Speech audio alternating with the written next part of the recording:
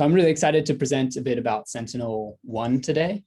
This is an instrument that I use pretty extensively, but haven't done much research, to be honest, applying Sentinel-1 to study snow properties. But I think it would be an interesting data set to explore more extensively, because there are some interesting applications of C-band synthetic aperture radar for snow studies, which I'll talk about today.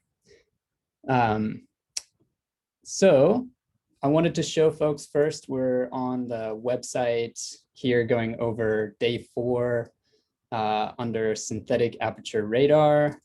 You'll see 3 separate links, and I'm going over this first link here, Sentinel-1.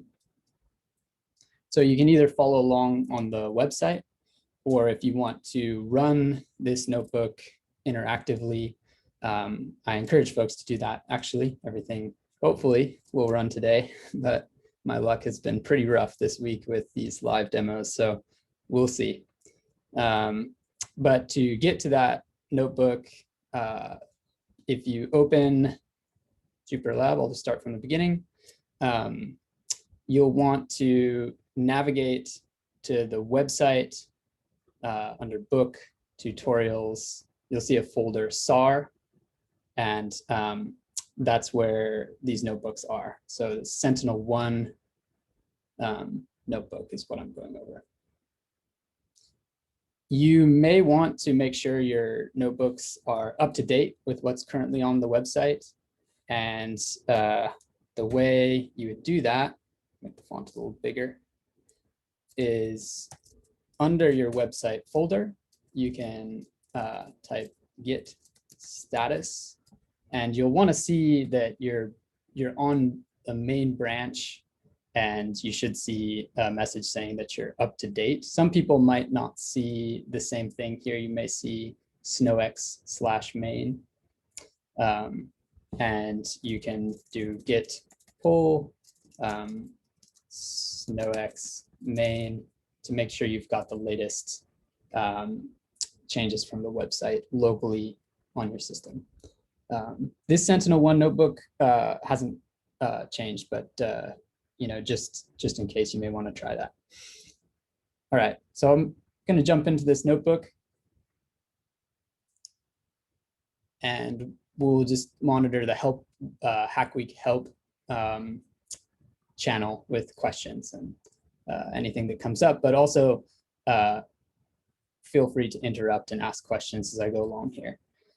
So this is the kind of a brief introduction to the Sentinel-1 satellites. I hope that as learning objectives and outcomes from this, to just communicate the main characteristics of this satellite and this SAR sensor. Also, just some background on how to find, visualize, and interpret different products coming from this satellite. And we're going to use a couple different Python libraries that we saw a bit in earlier tutorials, Rio X-ray and HV plot visualization library that there are links to up here at the top of this notebook. And we'll just start by looking at an artist sketch of the Sentinel-1 satellite here. I always like these artist sketches. They give you that big picture view of what is this satellite doing. So Sentinel-1 is a synthetic aperture radar constellation. There are actually 2 identical satellites that fly in the same orbit around the Earth, and this is a European Space Agency system. It is the image you see here, this artist sketch, is showing you an amplitude return. It's an active sensor, so we're sending radar waves to the Earth's surface, and those waves are bouncing back and recorded at the satellite. This is a unique kind of sensing technology, and it is able to penetrate cloud cover. That's one of the key kind of selling points of synthetic aperture radar, is that we're getting returns from the surface, even if we have a cloud cover, which this image clearly communicates here. We're getting these returns off the continents, seen through the cloud deck. So that's a pretty important aspect of these radar systems. Another important aspect is that they're often operating at night, because you don't need, it's not like an optical sensor where you're getting a reflection from sun off the surface. You're actually actively sending pulses to the surface and getting them back. So you can also operate in nighttime conditions. So you can have observations basically at any time of day. All right. So I wanted to showcase a couple different data sets. People often think that radar is difficult to work with because the processing involved is quite complicated to generate products that are used for scientific studies. And that kind of has historically been true. I would agree with that. But fortunately, things are improving. And there tend to be more and more pre-processed data sets that are just ready for you to dive in and start exploring, making plots, doing some interpretations. So I'm going to start running this notebook on the Jupyter Hub so that you can see some things interactively. And I wanted to start by making a plot of a data set that is linked to here. There's documentation on this. It is a radiometric terrain corrected data set from the Sentinel-1 satellite. Basically, this is a normalized return from the surface in amplitude. And it's meant to analyze in sort of a time series sense. The radiometric terrain correction is using a digital elevation model to normalize all these scenes and also account for the incidence angle of the satellite return so that you get a consistent amplitude over time. Any changes in that amplitude over time, you should be able to interpret after this processing technique. So I'm not going to go over how do you perform radiometric terrain correction, but this is an example of one of these pre-processed data sets that's ready to start making plots of and interpreting. Scott, can I ask where you did the processing, or how you did it, or just the service? Of course, yeah. So I have not done this processing myself. The link here, I'll just open it up.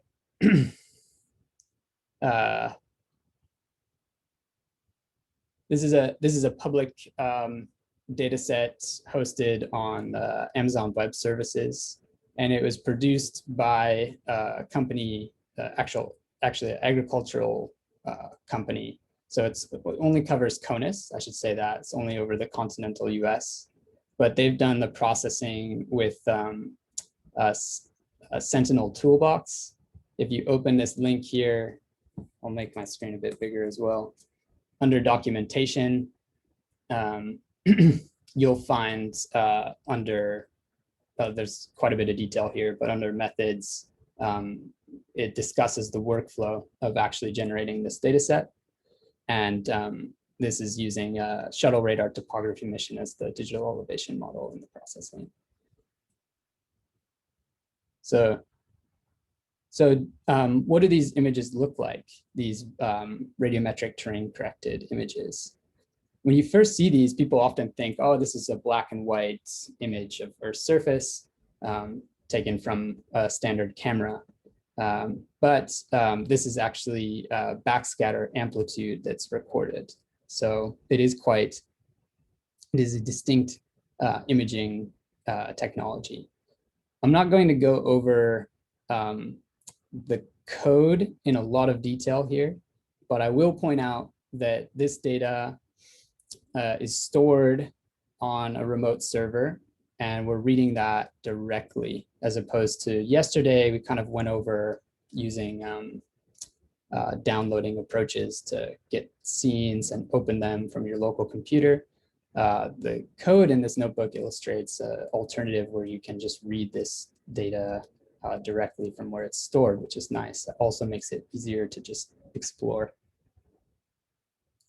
So this is an image taken from the Sentinel-1B satellite. As I mentioned, Sentinel is a constellation. You have A and B, taken in 2016, November 21st, covering Grand Mesa. So let's see what we can do with this data set to study some properties of snow cover. I've also left a few kind of exercises in this notebook if people want to explore on their own time and kind of get more experience working with this. This is a linear color scale here. Often SAR is displayed on a decibel power scale. There's a nice little link here to an article that explains some of these different visualizations you can do with amplitude images in SAR. But just a basic level interpretation, what do we see in this image? Dark is low return, low backscatter, and bright is going to be a higher return, so higher amplitude return from the reflected microwaves back to the satellite. So we are seeing Grand Mesa here being quite dark compared to other areas. This data set is, I believe it's about 100 kilometer by 100 kilometer area. It's using a military grid reference system. So these are quite large areas and moderate resolution. So this data set is processed with 20 meter pixels on the ground. All right.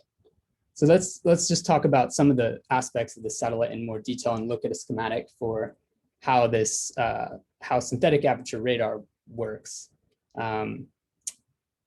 The Sentinel-1 A satellite launched in April 2014, and its follow-on pair satellite, which is an identical replica, launched in April 2016. So it's been around now, acquiring data for over 5 years. The repeat orbit is every 12 days. The satellite will return and be able to image from exactly the same geometry and position on the Earth every 12 days. And SAR has quite a large, generally, imaging footprint. And like I said, kind of a moderate resolution. One confusing thing is that often SAR images have rectangular pixels initially. So you have a different resolution if you're in the direction that your radar is looking compared to the direction that the satellite is flying. The direction that the satellite is moving, or the sensor is moving, is generally referred to the azimuth direction. And the direction that you're imaging towards is the range direction. So under this table here, I've just put down some basic kind of a summary of the characteristics of this system. You can see the resolution there. Resolution is the ability for a radar to distinguish different targets on the ground. So it's important also to recognize the difference there between resolution and pixel posting, which images are often, produced on some grid. And those two things can be different, posting and resolution. You can basically make pixels any size you want. And generally, those are made to match a digital elevation model for your final products. But resolution is a fundamental limit of the sensor. So if you're trying to resolve two objects, for example, in that range direction that are closer than 3 meters, you are just not able to do that with the Sentinel-1 satellite. That's a limit of the sensor itself. I think it's good to look at a schematic, and this schematic is trying to simplify. It's kind of busy, there's a lot going on, but it is quite a nice simplification of how synthetic aperture radar is used for a technique called interferometry. So interferometry is a method that's used with synthetic aperture radar data. And I just mentioned that the satellite's going to return to the same position in the case of Sentinel-1, every 12 days. And you can use two acquisitions separated in time and combine them using a technique called interferometry to create a map of phase change. So I just want to call your attention to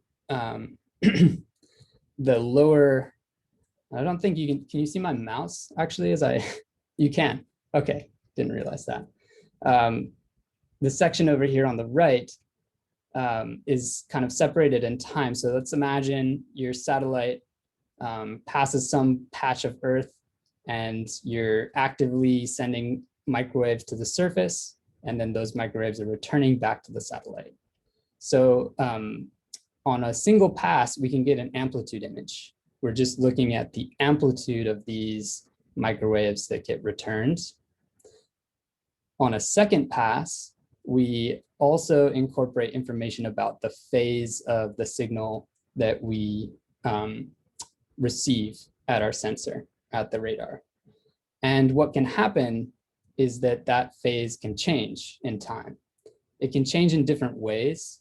One classic example of how phase can change is if the surface itself moves.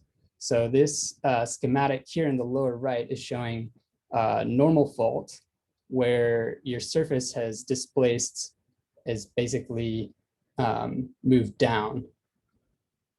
What happens then is that you have a phase shift because your signal has traveled farther, and the return then has some change in phase compared to your previous pass of the satellite. So that's what this illustration is showing. And then the map on the left on the surface here is a map of that phase change. People generally refer to these as interferograms. It's a fancy name for the phase change map. But that's this nice kind of colored feature, the rainbow style changes as you move along. And each color cycle is generally referred to as a fringe in SAR processing. So you can kind of look at these color cycles on the surface of the Earth and then compare them over here to this, simplification of the wave itself. So each color cycle represents a change in phase. All right. So I've got about 10 minutes, and what I want to get to is maybe some discussion of the applications to snow. And I'm going to skip over some of this material that I've put here in this notebook. I've mainly put it in here as a future reference. So I want, if people want to explore this, you can read some of the references about different data types in SAR and access different elevation models for SAR processing. But I'm not going to cover processing. There are some nice new features, relatively new within the last year, new software systems that have been released by the Alaska Satellite Facility to run some of these processing workflows for you. So I would encourage you to check out some of these links here for those utilities. But let's go ahead and look at a few more plots. So first, let's just look at amplitude. I'm going to go back to my notebook so that I can run things interactively and we can look at them. Okay, so this is using the same data set I showed initially, which was a single backscatter image at a specific date. And the code here is going to collect images for a full year or 2 years, basically anything after 2020. We're just going to look at the more recent data. So 2 years of amplitude backscatter over Grand Mesa. And as I mentioned, I'm not really going to go over step by step what the code's doing, but I'd be happy to answer questions about that afterwards. So you can see here from 2021 forward, we have 109 images over Grand Mesa. So there's quite a number of acquisitions. And let's go ahead and run a bit. Question too. Yep, go ahead. Is this S3 bucket a permanent bucket that's always there? It's not our Jupyter Hub one that we've been using. It's something we could reference all the time. Yeah, I'll go back to this web page here that was linked, a description of the data set.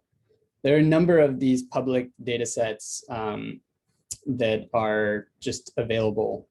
You can see here, as I mentioned, this one's produced by agricultural company. I think that the promised duration or longevity of these public data sets is 3 years, but that's sort of unclear exactly how long they'll last, but several years at the very least. So there are others. I'll just there's a registry of open data. So this is where I'm going for this, and you can see there's biological archives, etc. The USGS has started hosting Landsat data here. So these are resources that I encourage people to look at for sources of kind of pre-processed analysis ready data. Okay, so go back to the notebook here. As I mentioned, I'm loading 109 images from 2020 forward.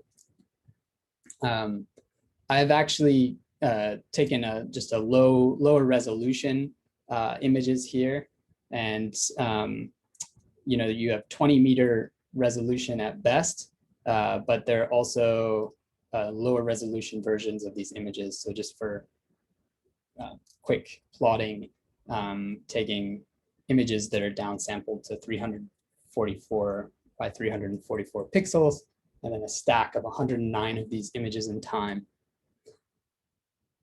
So we can plot, we can now plot a time series, extracting a time series at a point through this cube of raster images, of amplitude images. And I've just actually chosen a small bounding box. I should have showed exactly where that was, but it's right on the Mesa. I realize it's not shown in this notebook, but you can see these coordinates here for the bounding box, which are UTM coordinates. And again, this is basically just going up here, a small box on the Mesa in this dark region. And what does it look like if we plot these amplitudes over time? As I mentioned, because this is a radiometric terrain corrected data set, you should be able to compare these values in a time series. And what we see here is a pretty distinct pattern. You can do this same plot. I encourage you, if you're working with this notebook and want to look at 2016 forward, you can modify this notebook and look at different time periods or look at different points and boxes and see how this time series changes. But one interpretation of this is that you notice a low backscatter intensity up until spring 2020, and then a pretty distinct dip where you're the lowest backscatter you observe on the Mesa, followed by an abrupt increase in early summer, followed by steady decrease back to these kind of background levels. So one interpretation of this is that backscatter causes a decrease, or sorry, snow melt, wet snow causes a decrease in radar backscatter. So during these periods of spring melt, you're getting this dip. You have high return off a bare ground surface, so a higher amplitude value. But then throughout the summer, there's sort of this gradual decrease. And so perhaps there you're getting a more gradual decrease due to vegetation changes on that Mesa surface.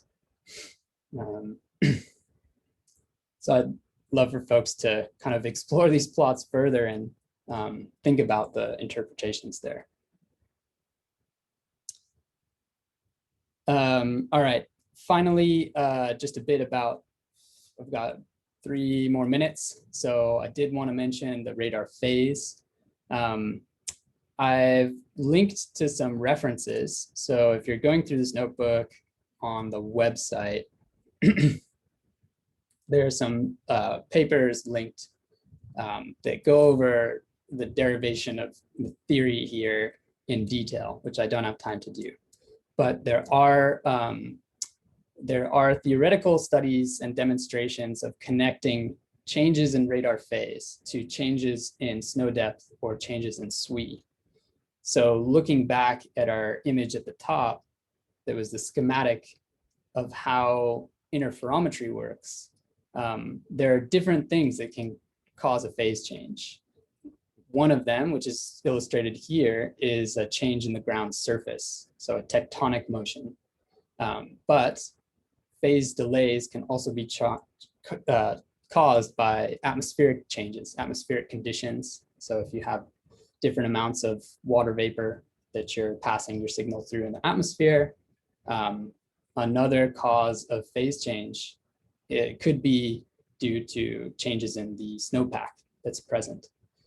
So there are lots of caveats to this theory. And again, I'm not going to go over them in detail and refer people to the publications here, but there are some pretty straightforward formulas which relate change in phase, which is the delta phi here, to change in SWE.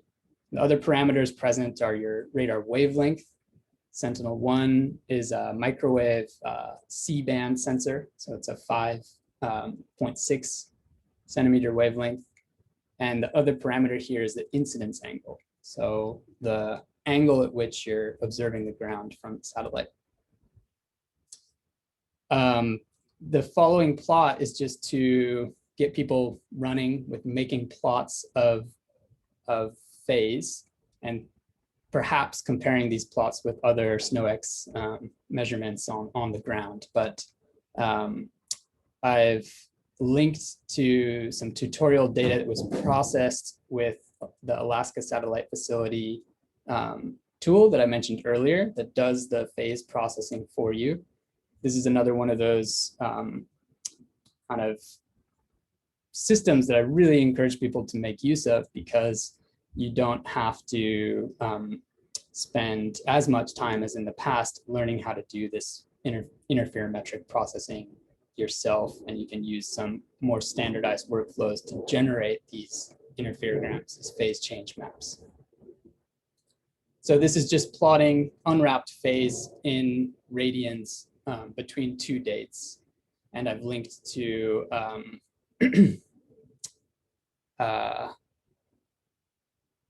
link to a repository where there's some notes on how to kick off that processing workflow to generate this product. I discourage people from running with bold interpretations of single phase change maps. As I mentioned, there are quite a few physical properties and conditions that can cause differences in phase. Just mentioned kind of the major ones, so tectonic motions, atmospheric phase delays, etc. So this is very common of what you see in a phase change map. We're only separated by 12 days here in our acquisitions, and yet we do have quite a lot of variability across this scene.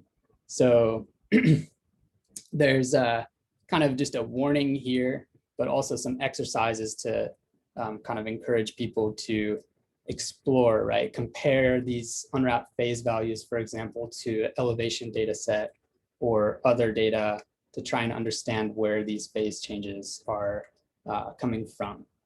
And then you can generate, just like we did with the amplitude images, stacks, right? You can generate pairs between any 2 acquisitions from the same orbit.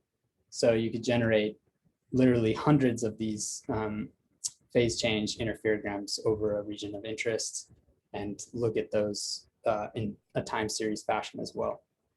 So Scott, one quick question, please. So that image that you have there, are we looking down at the mesa and that's the ridges, the ridged areas, right? Is that what we're doing? Yeah, so this, unfortunately, I don't have the background map, but we have the UTM coordinates here.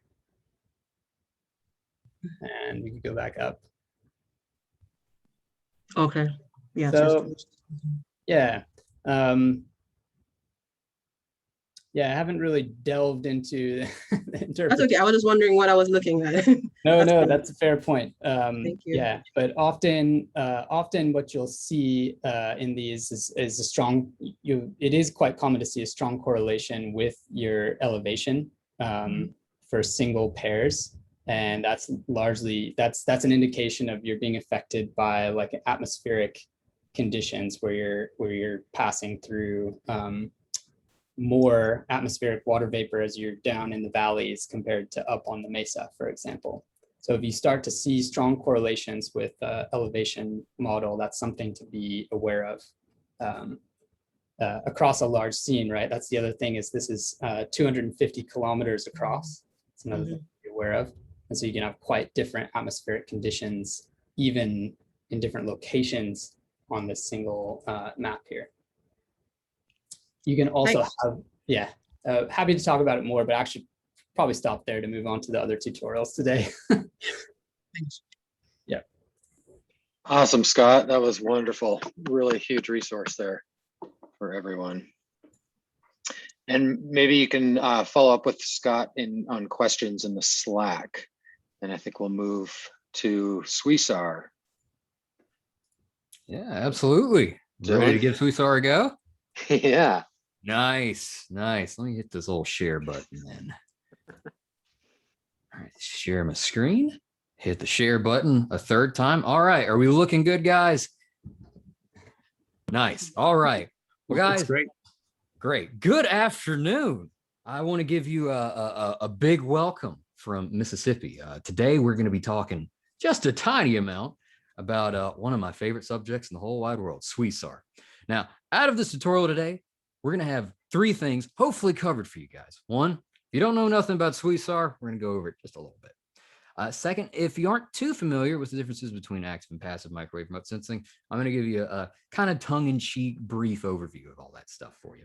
And lastly, and most importantly, you guys probably want to be able to figure out how to touch, twist, flip around, and visualize all the Swisar data. So that's the main course for today. Okay. If you only remember three things from this tutorial, I want it to be these three links. The first link right here is a link to the SAR repository. I think it's hosted by Goddard Space Flight Center right now, but that's where the freshest SAR data right out of the oven is going to be. The next link is for the Radiometer Data Set, and that's hosted on NSIDC. And last is a link to the Swisar blogspot, which is where you can go to see if there's a new data revision, what changed, maybe some frequently asked questions, that sort of thing. It's there to help people. Now, I think that the principal investigator himself is in the audience, but I believe it would be unfortunate to call him on the spot. So instead, I would like to point to a little clip that HP played earlier this week to get a word from Batu Osmanoglu himself. Swisar really stands for snow water equivalent temperature radar, and it's actually. Can you turn the volume up a bit? Basically, they both work on the microwave frequencies, and what they do is to penetrate the snowpack a little bit and give us the volume scattering information, then which we can relate to how much water is inside the snowpack. Nice. So if you only got two things out of that, if you could hear it, I want it to be that Swisar is an airborne instrument and it measures both active and passive signals. And most importantly, and this wasn't explicitly stated there, but Swisar measures these active and passive signals at the same time from the same place using an ultra wideband antenna. Now, I'm not sure what people's backgrounds are today, so I'd like to just briefly go over the differences between those two things. So first up is passive, because I had a lot more trouble understanding passive measurements whenever I first got into microwave remote sensing. So I want everybody here to take their hands, and I want you to get it right next to your face. do something like this for me if you can. Now, if you have done that, unfortunately, you have been bamboozled. That's right. You've been bamboozled into emitting tons of electromagnetic radiation directly all over your face. But unfortunately, I should say, even if you didn't do that, your nose would be emitting electromagnetic radiation. Your eyeballs are, your brain is, the blood in your blood vessels, all of these things are emitting electromagnetic radiation. And I'm sure this is cause for panic, but fear not. Let me try to explain what's happening just a little bit. Now, as you guys probably know, everything in this world is made out of atoms, right? And atoms are made up of charged particles. And if you go back to your fundamental physics, you'll know that as charged particles move, all charged particles have an electric field, and moving charged particles emit a magnetic field. And then as a magnetic field is generated, an electric field is generated after that. And this happens repeatedly, and you end up with electromagnetic radiation coming out of a material. Now, how do I say this? So if you have any material that has some kind of thermal energy in it, that means that the atoms inside that material are bouncing around just a little bit. And because of that, they're emitting some very weak electromagnetic energy across an extremely large frequency range. And the more thermal energy that you have, the more movement that you have, and the more electromagnetic radiation coming out of the material. And if you have less less thermal energy, you'll have less electromagnetic energy in general. So all materials above 0 Kelvin are going to do this. And some bright people way back in the day had the bright idea of taking what I've tried to depict in this figure here. So what we have is a horn antenna that has some kind of radiation pattern pointed towards the ground. And what this antenna is picking up is radiation that's emerging out of the soil. There's radiation coming out of the snowpack. There's even stuff coming out of the air. You might have it coming from different parts, hitting different sides of this antenna pattern. But this antenna is picking all of this stuff up. Now, as I kind of alluded to earlier, these signals are really weak, and you don't have to worry about them too much unless you want to measure them. In which case, you're probably going to have to do some type of averaging in order to kind of get meaningful data out of this area that you're looking at. So if you only remember one thing out of this, I want you to remember that radiometers allow us to study Earth materials through incoherent averaging of naturally emitted signals. Now I'm in the middle of a SAR tutorial, so I probably don't have to tell you too much about what that is, but just for comparison's sake, for a SAR system, you're going to have an antenna that also has an antenna pattern, and you're going to transmit your very own signal out into the wild. And this signal is going to interact with the environment. It might have some bouncing and reflections that go on inside the material. It might have some volume scattering, but hopefully some of that energy is going to come right back to your transmitter, and you'll receive that. And because you know exactly what you sent out, you have a pretty good shot of figuring out what that signal is that's coming back. And that lets you get pretty good resolution out of those measurements. So the rule of thumb there that I'd like to give you is that synthetic aperture radar lets you have high spatial resolution through processing of coherent signals. All right. So with that out of the way, what's on SWISAR? Okay, I got this active and passive stuff. What's going on with it? With SWISAR, we've got 6 different frequencies. First up, for the SAR systems, we have frequencies at 9.65, 13.6, and 17.25 gigahertz. Both of those measure polarizations at VH and VV. That's transmitted vertical, received vertical, and transmitted vertical, received horizontal. For the radiometer system, we have 3 frequencies at 10.65, 18.7, and 36.5 gigahertz. Stalwart mathematicians in the audience will deduce that 3 times 2 is 6. Add another 3. That is a total of 9 measurements, ladies and gentlemen, that SWISAR is measuring for you guys.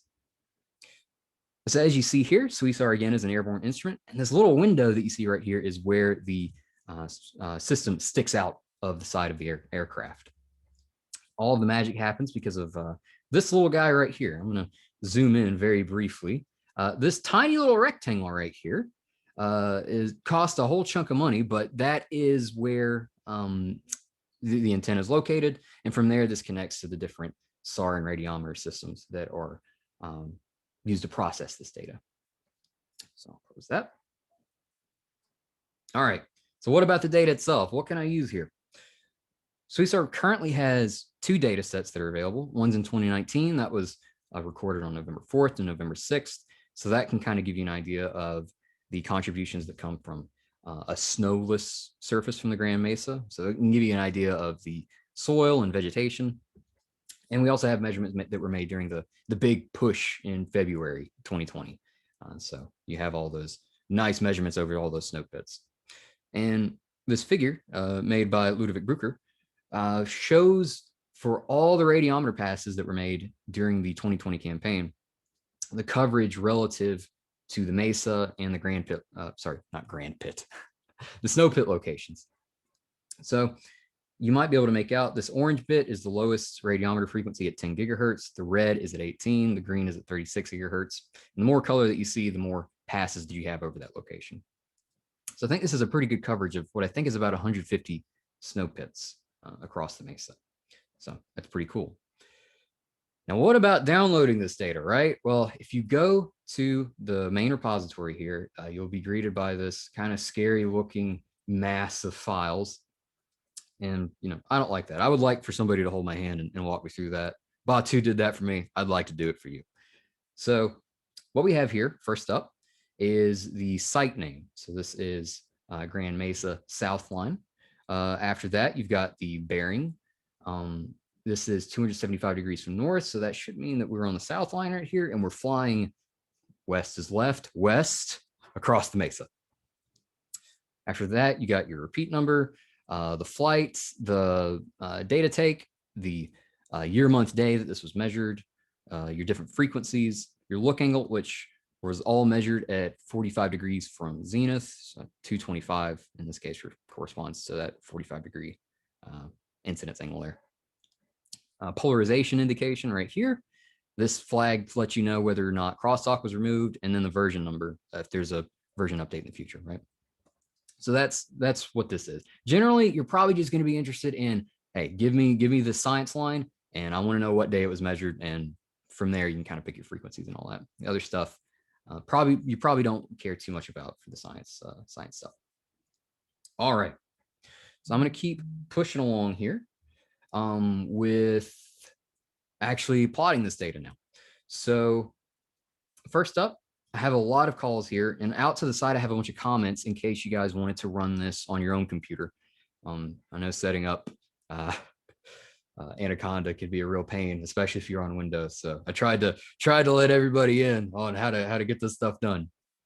I'm going to start with this one right here. We're using the import request library to actually download the data from this repository. Next up, we have a lot of raster manipulation libraries. We got raster.io, good old GDAL. CartoPy is going to handle some coordinate system conversions for us. RIO X-ray is going to kind of organize our data for us, and we're going to call X-ray as well. Now, this line up here at the top is called, because I can't remember which of these, but one of these throws an error on my machine. And I'd like to throw that out there just in case you try to run this. This might come in handy for you guys too. And then we got some plotting tools, and it finishes up last with us setting up locations on your computer or the Jupyter Hub to save this data once you download it. Now I'm going to run this. It takes a second or so to run, so don't worry too much about it. And next, we're going to set up actually downloading the data. So first, I link it to the SAR repository website right here. And then we're going to pick one of the flight lines. So in this case, we're going to pick a cross line that was measured on February 11th. And then after that, you specify inside that folder which of the files that you want to download. So this is 9 gigahertz VV polarization, 9 gigahertz VH polarization, 13 gigahertz. You get the idea. So this is all 6 SAR measurements that were made for this file.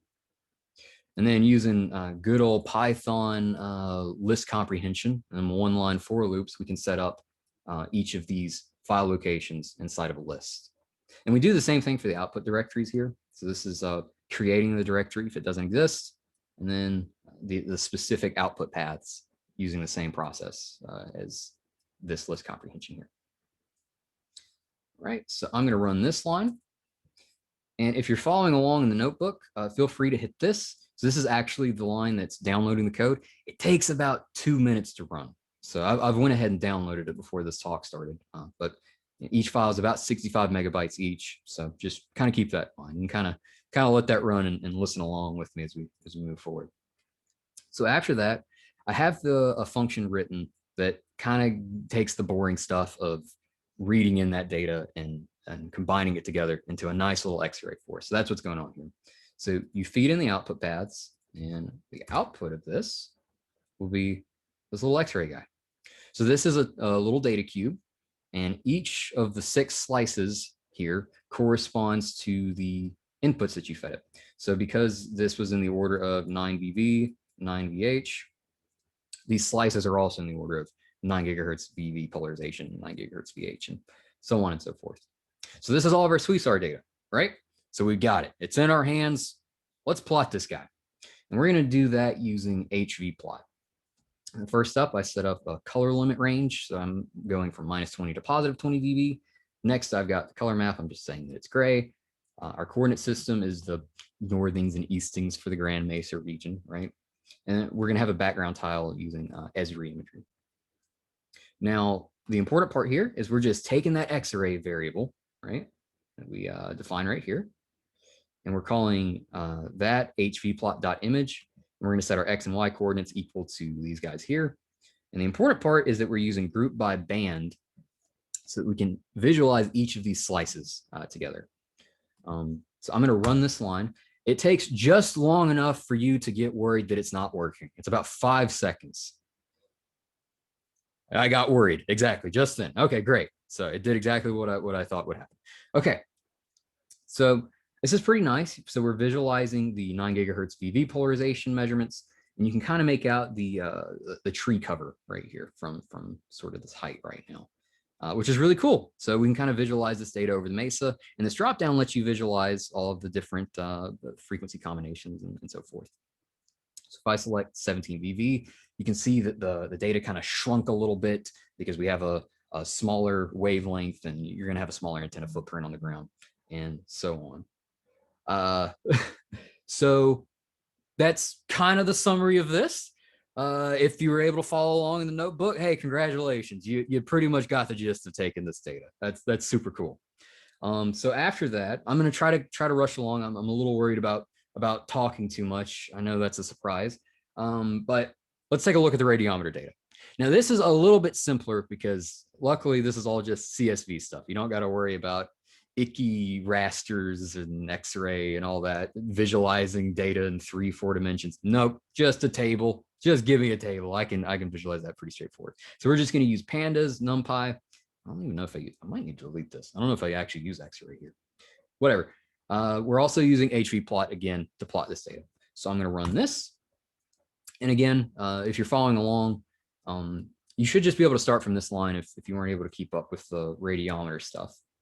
If you're running this on your own computer after the fact on the VOD, I recommend trying to download this data using wget.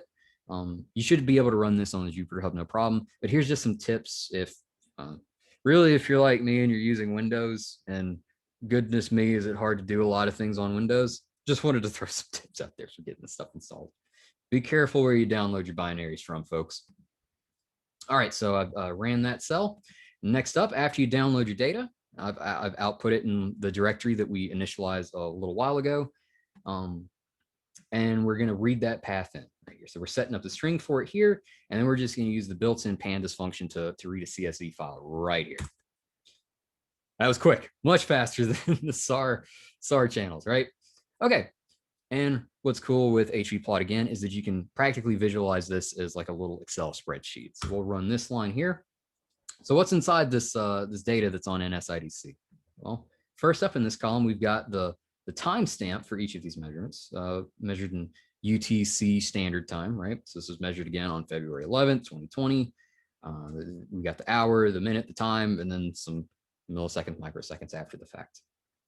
The following columns show you the longitude and latitude of the location of the measurements. The next one is the elevation along the ground where this was measured. So, you know, this is a Grand Mesa. This is pretty high up in the air, right? And then the heroes of the show are right here. The brightness temperature measurements, the radiometer values, they're all right here, folks. So TBX, TBK, and TBKA. That's the 10, 18, and 36 gigahertz channels, respectively.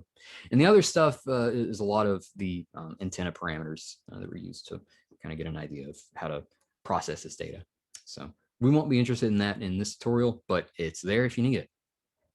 All right. So this part, I probably should have put in a block because it's very boring and tedious, and I don't really want to get into it. Whenever, there might be a smarter way to do this, but whenever you're plotting in HV plot with a pandas array, if you want to have that same little drop down, you need to organize your data so that everything's in one column and that you have each variable tagged as being, for example, this one is the 10 gigahertz measurement. This one is the 18 gigahertz measurement. So that's all this is doing right here. It's just setting up a bunch of different arrays and cramming them together as one big column vector. And the output of this is this radiom P variable, which I'm denoting as like a radiometer plot variable, is the idea behind that.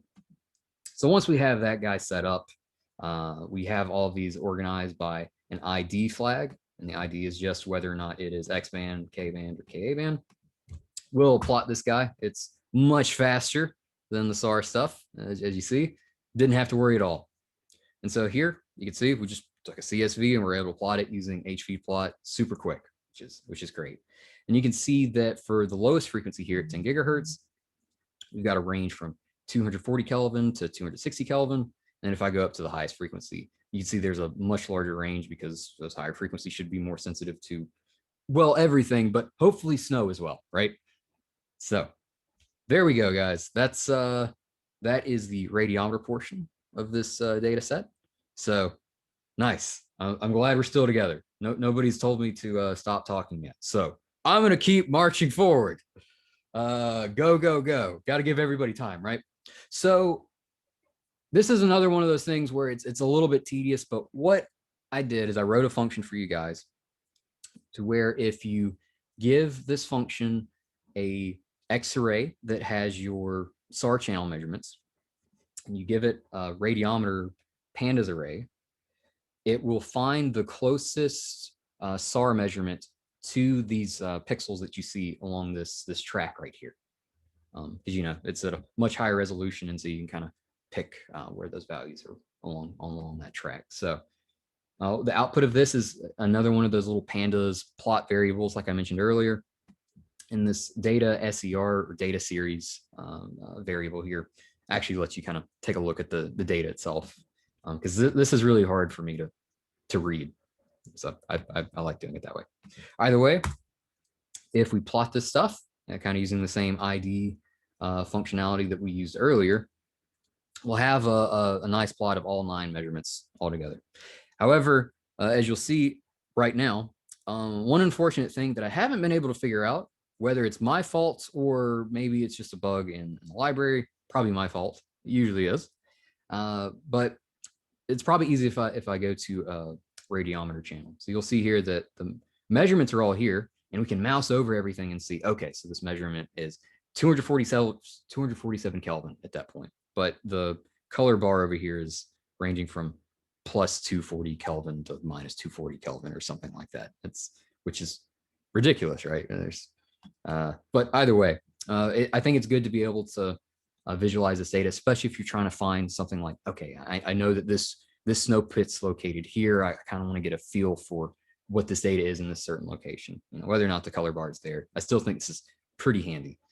If anybody has any tips on how to fix this little color bar problem, though, I'm all ears. All right, so I started my timer a little bit late. I'm showing that I have 21 minutes. I think that's about 3 or 4 minutes behind.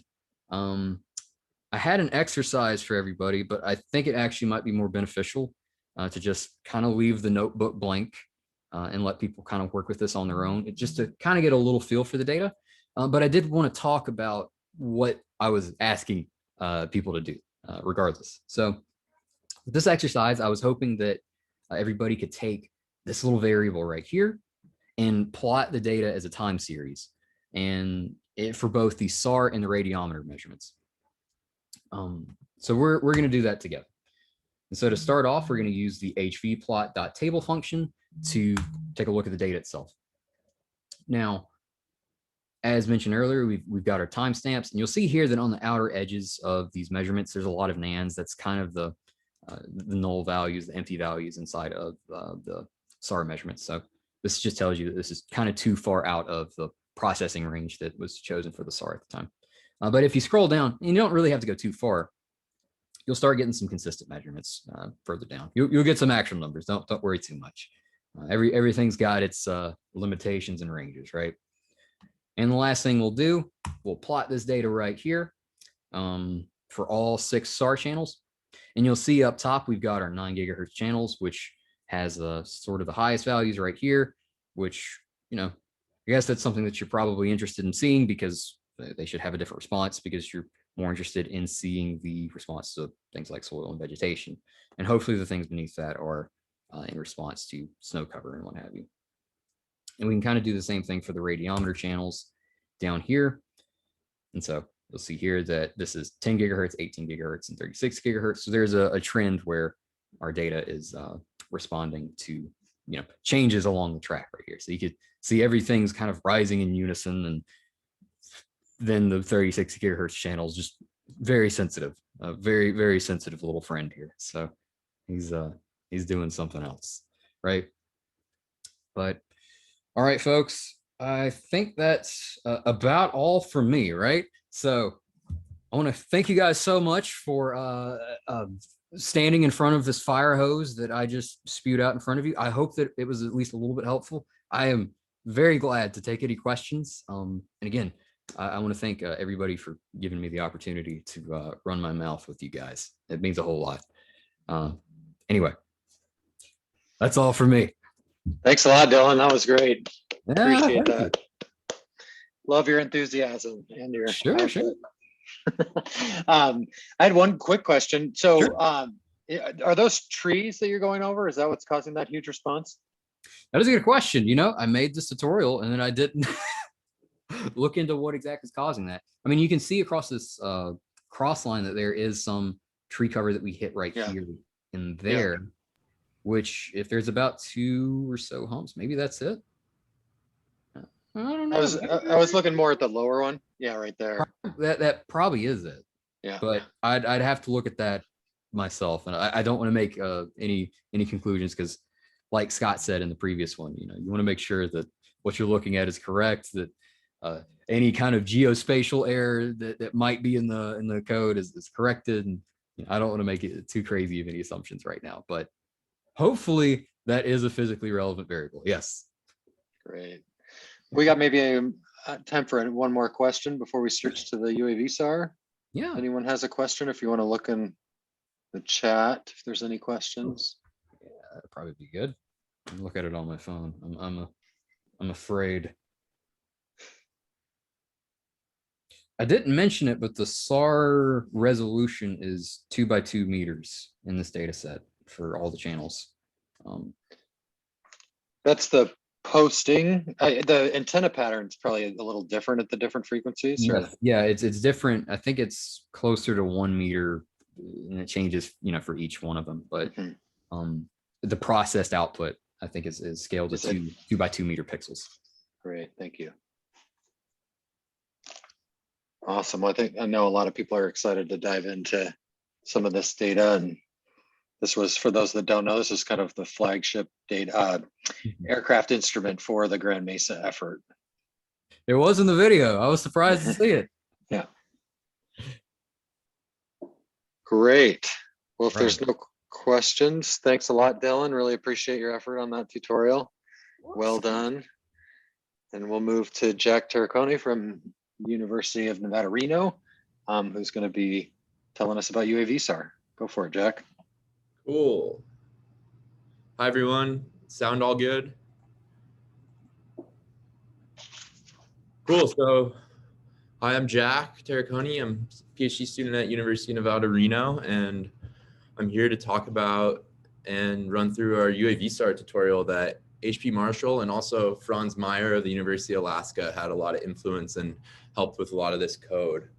So first, we're in our hub environment, and we have two separate notebooks here that were just because of some rendering issues and stuff with the hub, but I'm going to go through both of them. The main one is the UAVSAR.ipynb, which we'll click through eventually. And then the other one here is UAVSAR download as well, which I'm going to do an example of, but I don't think, because of downloading issues and stuff, I wouldn't recommend that you run it. You can if you want to, though.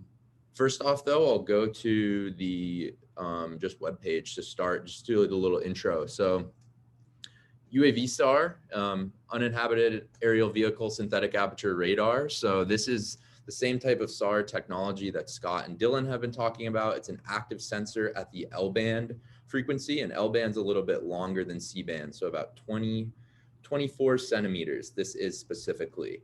And UAVSAR was flown in 2020 and 2021. In 2020, it was a large sort of full West Coast wide campaign.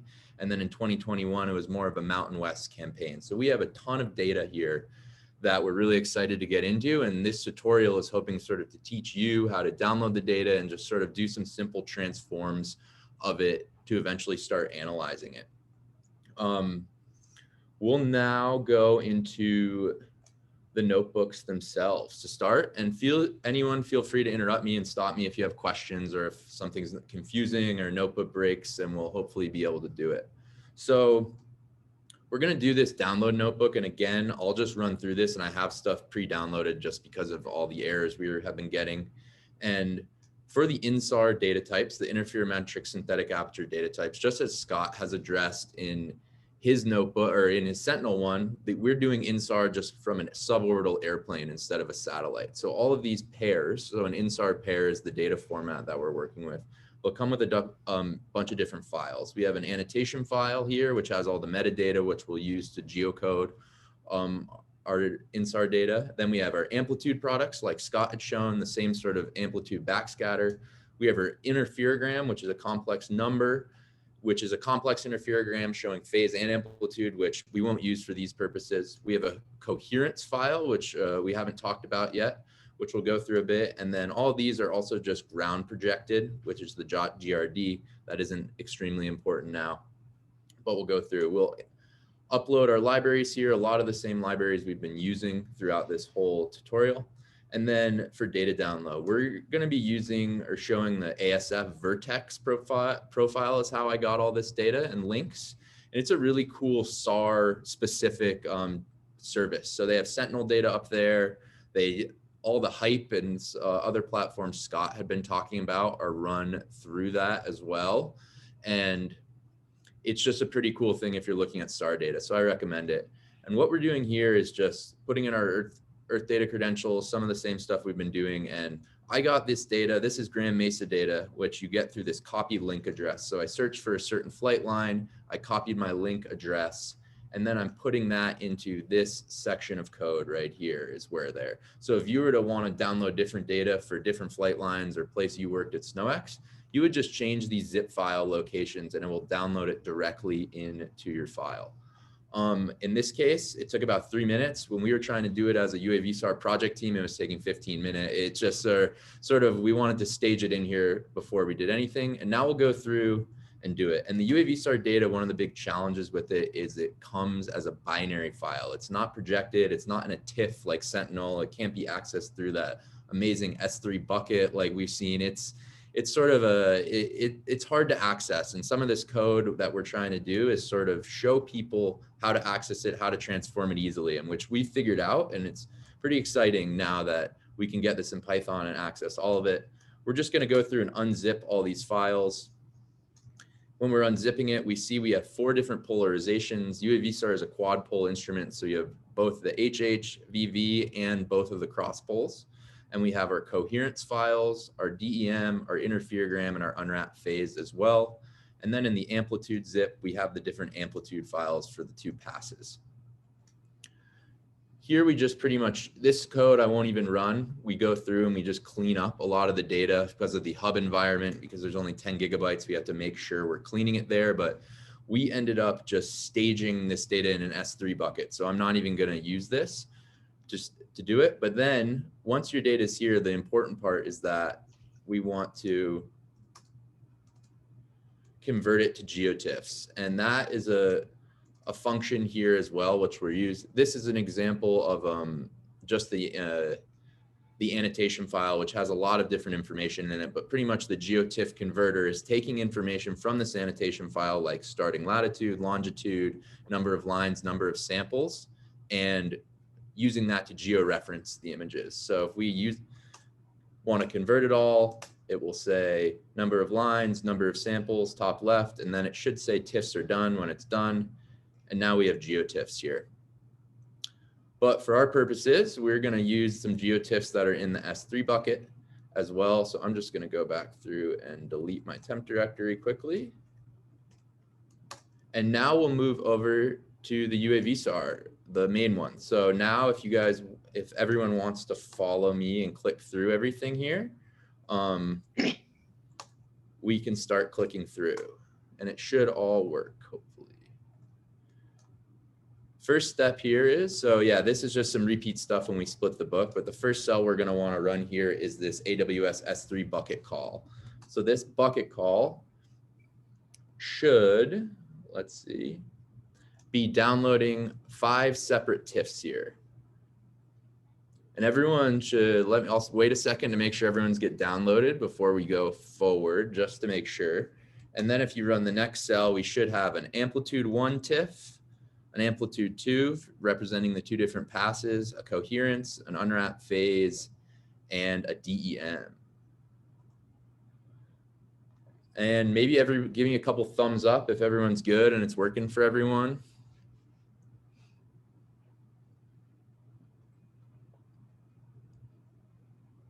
Cool.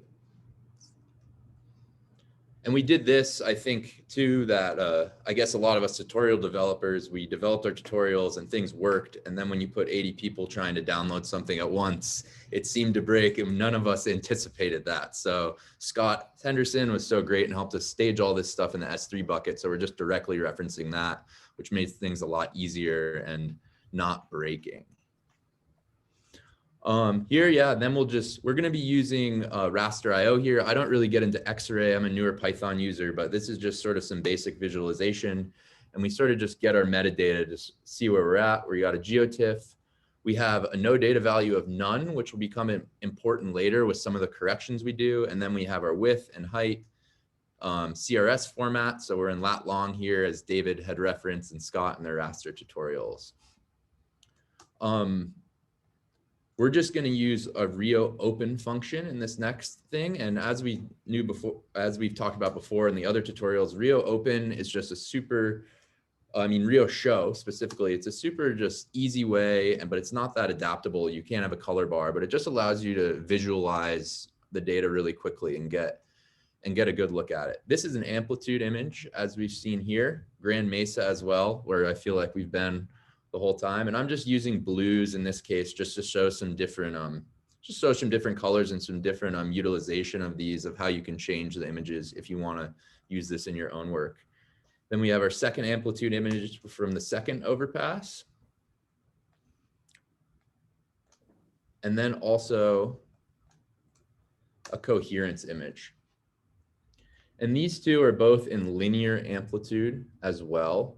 They're not transformed to dB yet, which we can do later. But just, you can see here, this is where the Mesa is, and you see the ridges, see some trees as well. And this is just an intensity of backscatter imagery, which isn't technically used in the INSAR, which we're going to see later, but it can be used. This is the same data that Scott was showing about the backscatter with the snow melt, and it's the same sort of backscatter intensity information that can be used to track wet snow, but it's also just showing the awesome amount of information that radar data has and all the different coherence, unwrap phase, and things we'll go through, and like all these different ways you can leverage and understand the Earth's surface from the different information and data types you're getting back. Next, we'll look at a coherence image here. Coherence is a measure of the sort of predictability or the confidence you have in the phase measurements that you had in your interferometric pairs. So this is an interferometric measurement, and a low coherence is saying you have low confidence in that phase, or the phase is very different, or something changed a lot on the ground, to put it simply. So in this Inferno color map that we're using here, darker purples are lower coherence, and the higher sort of oranges and yellows are higher coherence. So in places that are really low coherence here, like see these really dark purple areas, I think I just want to note those now, because when we look at our Unwrap Phase imagery, those spots will become important as well, just to sort of understand what we're looking at on the ground. And notice too, with all of this imagery, that there's a light color here, there's black. This is because of the lack of no data values, which we're going to have to correct for here and in the next coming time. And then we'll also look at our DEM, and this all comes in the same resolution. This data is ground projected at about 5.6 meters resolution for the UAV SAR, which is a really nice high resolution as well. Again, DEM with all the black around it too, which we have to correct for. A lot of this UAV SAR data is really raw, and like with Scott's showing with some of that Sentinel data, it's much easier. It's products that are ready for science. With this UAV SAR, we have to go through all these steps to get stuff ready to even start to analyze before you can do it. So taking things out of the box with this data type doesn't just work. You have to do these steps to even get to the point where you're ready to process something or look at an analysis or do a histogram or any of that. Our DEM luckily does actually have a no data value, which is negative 10,000 here. So we're going to correct for that in a bit. And then the last data type is Unwrap Phase. In an interferogram, the phase values or changes in phase are what you are measuring to then, hopefully in this case, we're measuring changes in SWE or snow depth, but as Scott said as well, changes in the Earth's surface, sort of volcanic activity is what INSAR has been used in the past to measure. But the phase unwrapping, so usually the phase would just go between 0 and 2 pi, and then it would repeat again. So it's a relative measurement. Unwrapping, they use an algorithm which is specific. This unwrapping algorithm is the one they use at JPL, where this data is processed. We don't actually process this data. The UAV SAR team at JPL does. And they try to track the phases and measure an absolute change in phase. So the phase change now goes to whatever range it may be, and not just between 0 and 2 pi. So we get here an Unwrap Phase image, which is really nice. And you sort of start to see some patterns here. And these are patterns that we're hopeful will be representative changes in snowpack. And I just want to note this area as well is sort of where we'll be focusing on. And maybe you guys have seen some of HP's work in the past, focuses on this corner of Grand Mesa where it works well, or there's some really interesting stuff that we'll see later in our future comparisons. As I sort of talked about and mentioned, there's a lot of just simple but really important formatting that needs to be done before any visualization is done in this data. Unfortunately, all these data types, so coherence, amplitudes, and unwrap phase, they use 0 as their no data value, which is not a good thing to do traditionally, because there's a confusion between, is it actually 0? Because in an unwrap phase, there absolutely could be a 0 measurement, but the way they do it, they don't use the number, they don't use actual 0 for anything. So we have to correct for that and change these to nans for all these data types. And for amplitude, is the first one we'll do, we'll also convert to decibels. So instead of coming out of Raster IO, we have to transition these data into NumPy arrays to do these corrections, which it loses the spatial coordinates when we plot it, but it's much easier to manipulate that way. So in this case, we're going to read it in as an array. We'll convert the 0 to nan, and then we'll also do a decibel conversion. And a lot of these converting from linear amplitude to decibels is a lot of the way this data is visualized in the radar space. Go here.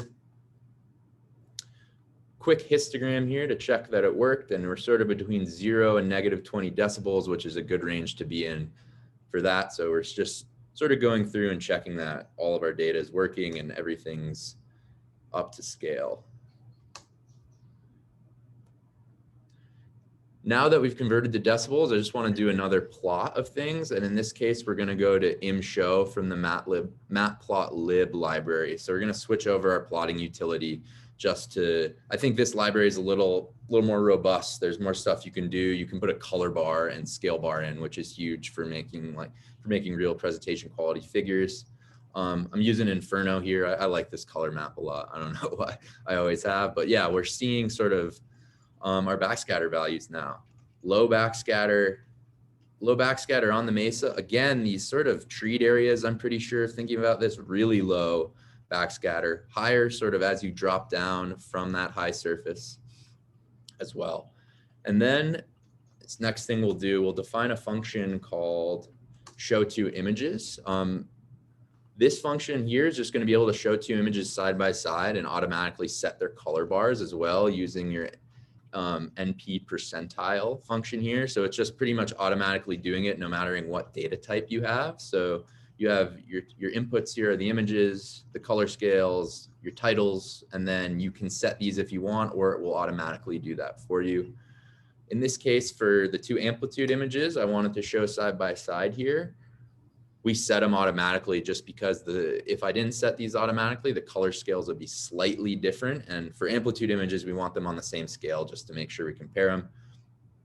There isn't that much to talk, or not a ton to talk about here. They look relatively similar, but we're not as much interested in the amplitude here. This is more just showing and trying to give some plotting tools and different things people can use as well in their research or whatnot for using Python and ImShow.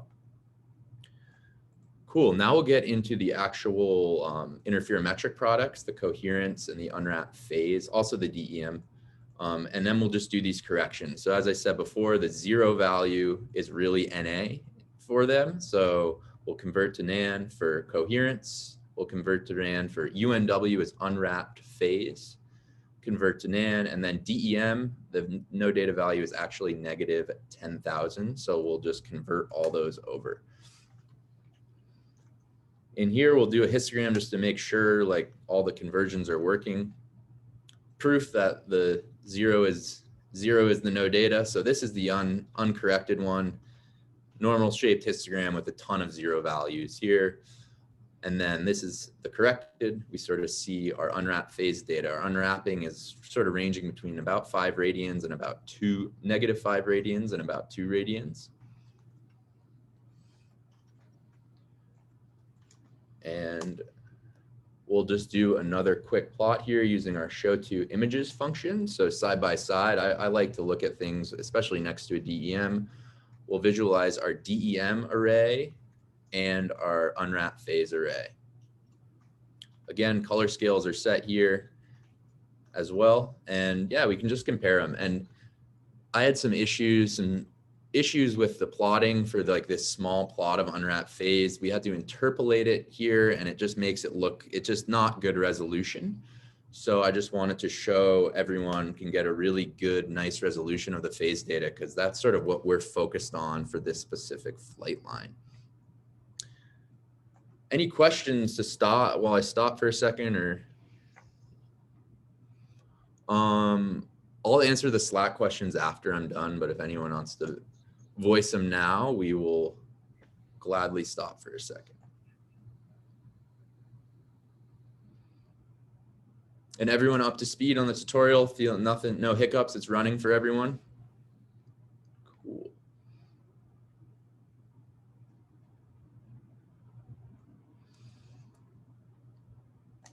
And again, I'll reference this corner of the Mesa right here, because this is where we're going to be zooming in on and sort of doing a LiDAR comparison in our next step. So as Scott referenced, and we've all referenced, is that, that this whole campaign is about using INSAR phase change, or the change in phase between two flight lines, and comparing that to snow depth changes. And a lot of this work, the assumption under this work is dry snow, homogeneous snowpack. There's a lot of assumptions that go into it. And this area of Grand Mesa is sort of like the best case scenario of areas that you can test this technique. It's flat.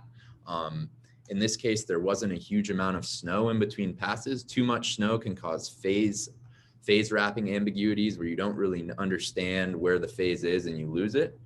So I just want to give this as a caveat before we show this example with the LiDAR. And we also haven't talked about atmospheric corrections and a lot of things to sort of get to this next step to take us there. But what we're about to show with the correction is almost the best case scenario of the relationship between change in phase and change in snow depth.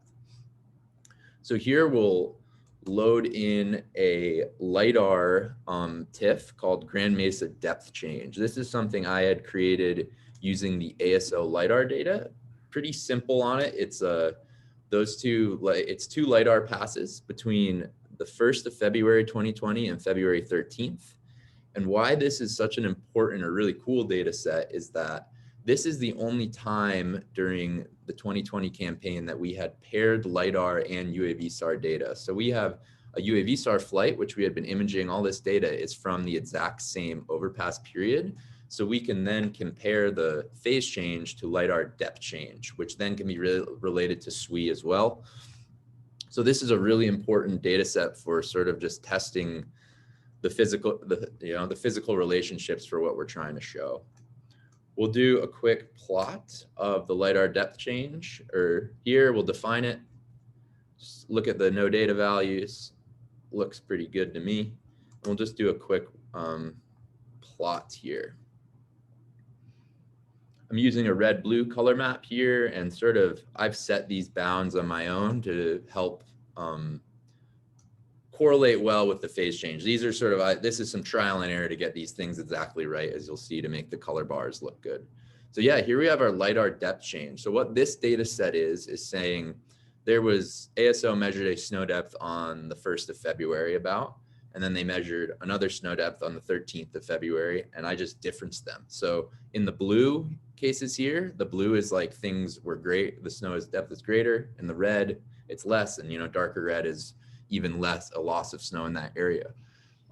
Interesting about this area is that there was no significant snowfall during this time period, but there was the sort of undulations and patterns that you see are coming from wind drifting. So sort of small scale dynamics and not a lot huge snow changes, but a lot of wind drifting is what these snow depth changes are. And then we'll compare this. We'll use our show to images function again and compare it to the phase data. And it's just sort of hard to, it's again, I think too small, which we'll zoom in a bit, but sort of we see this area right here. They're a little bit different scale, different resolution data sets, but this area right here is the same as this area right here. So it's really hard to compare from here, but we can do a zoom in. I just sort of manually set these bounds here, sort of tinkered in there slowly to try to get them to line up as good as possible. And then this is sort of what we're looking at and what's really exciting about this technique, I think, and what sort of the end goal is. This is a LiDAR depth change emitter product zoomed in on that corner of the Mesa we've been talking about. So about 30 centimeters of change in between these. And then this is an unwrap phase variation between that. And as you can see, these are almost exactly spot on with, you see these ridges here. This is a little bit of a coarser data set, but it really does match what the depth change was, which is showing that this technique of using phase in dry snow, flat conditions works really, really well, which is exciting. But I think our next goals and the goals of the campaign in general is trying to test how does it work on different slopes, if there's liquid water in the snowpack, if there's canopy cover. There's a lot of different variables that are here, but just knowing that the physical basis of the technique is really working well, and seeing these images, I get excited looking at them. This is just phase though. There's another, as Scott showed in his, there's a conversion. We use the equations that were developed by Gunnar Eisen and back in the early 2000s to then invert for snow. We didn't do that in this tutorial, but it is something that can be relatively easily done. So that's about all I have for the UAV SAR tutorial. So if anyone has questions they want to just ask or show them in the chat, I'm glad to answer some. Awesome. Great job, Jack. Well done. Are there questions maybe in the Slack? Jules, can you get incidence angle from the data? So there is incidence angle rasters that exist for every UAV star pair that you can download from either the JPL UAV star site. But again, you have to go through this transformation, which I've shown, which is a little bit different than the function I had. The couple incidence angle rasters I've been using, I have manually sort of taken the information out instead of programmatically doing it on a larger scale. Okay, cool. Can I see those? Because that sounds interesting. I don't have, let me see here. Let me see if I have an incidence angle. I have one for the Hemet, not for Grand Mesa, if you want to look at that quick. Yeah, sure. Thanks.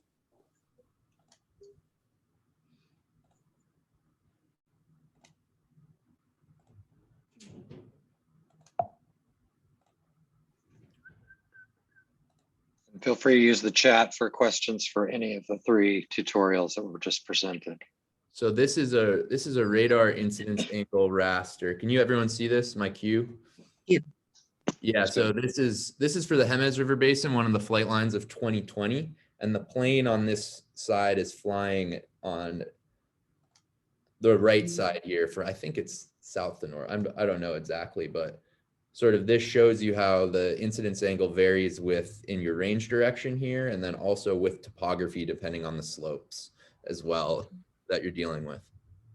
Okay.